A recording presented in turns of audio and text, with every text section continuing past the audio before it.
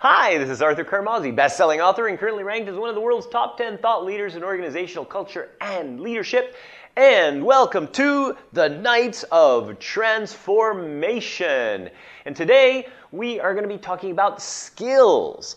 And the big question is, does having a skill equal having the competency to apply that skill? And of course, we know that the answer is no. Okay? Because skills are not the determining factor for competency.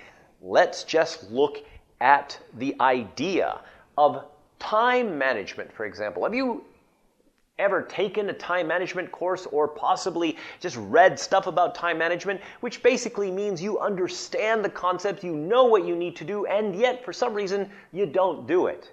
Or maybe for some reason, maybe you need to quit smoking, or maybe you need to lose weight, and you know what you are supposed to do, and yet for some reason you don't do it.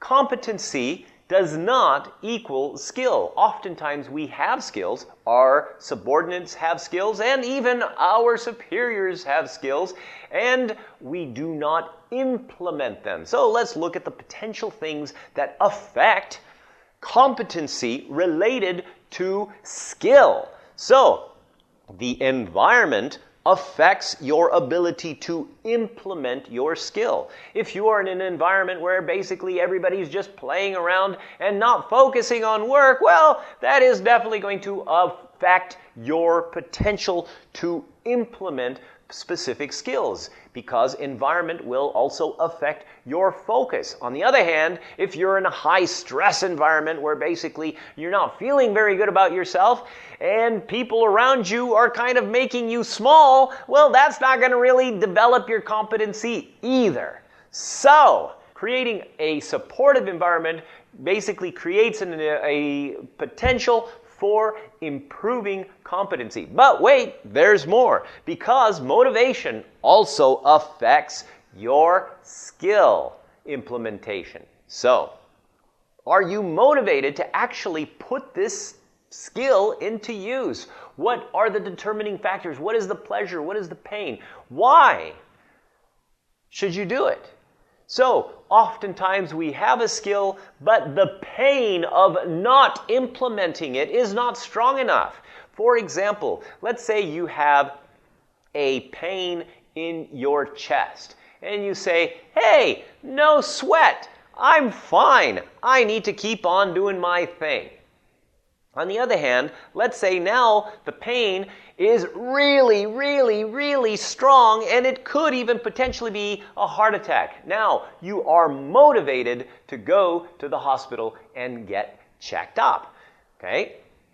Let's say, for example, you have a report due, and your boss says it's due 2 weeks from today. So meanwhile, you're doing all sorts of other great things, and meanwhile, it's not really, the pain of that is not really being felt. Why? Because you got some time, then you got a week, still a week. Then 2 days before the report is due, you realize you haven't done anything on it, and suddenly the pain becomes, the motivation becomes higher, and therefore you apply your skills. So deadlines have a major effect on implementation of skill. Now, energy.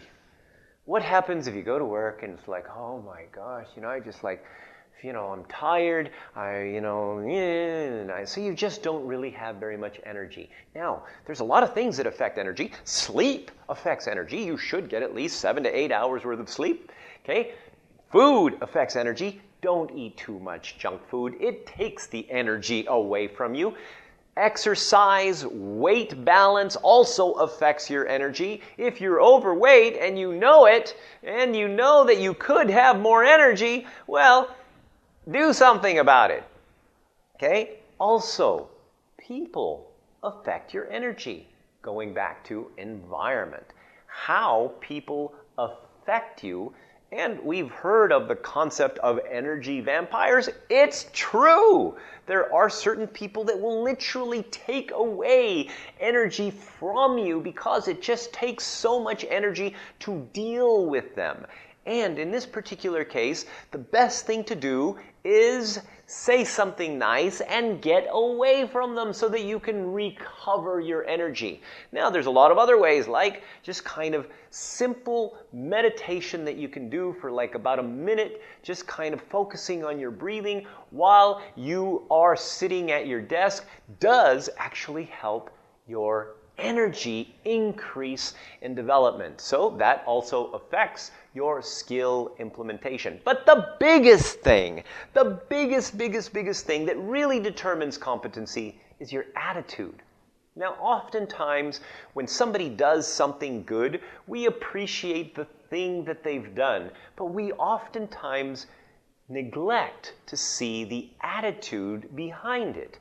And really, that is the key. It is not the behavior, but it's the attitude behind the behavior that affects competency in a major perspective.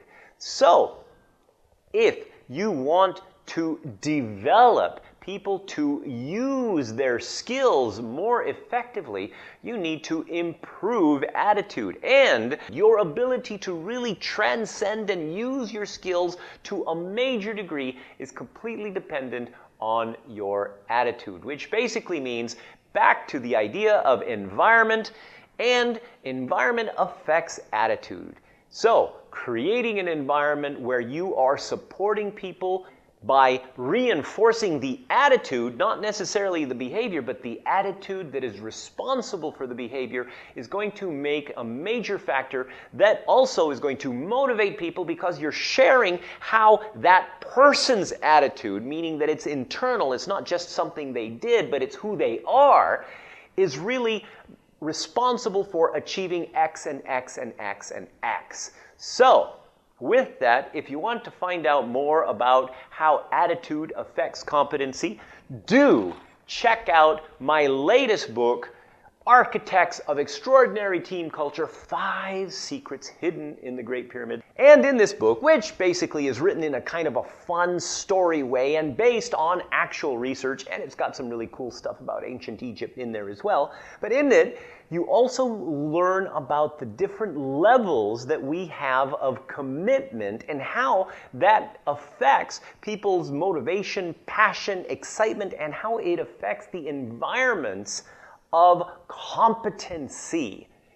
So, developing attitude, developing environments, developing competency are all connected. And also by understanding this, and also in Chapter 4, you'll also find how to literally predict if a team is going to work and how to make a team a high-performance team. So, do check out the book. It's on Amazon.com in Kindle and regular format, whatever they call that. And meanwhile, until then, this is Arthur Carmazzi wishing you awesome and great success.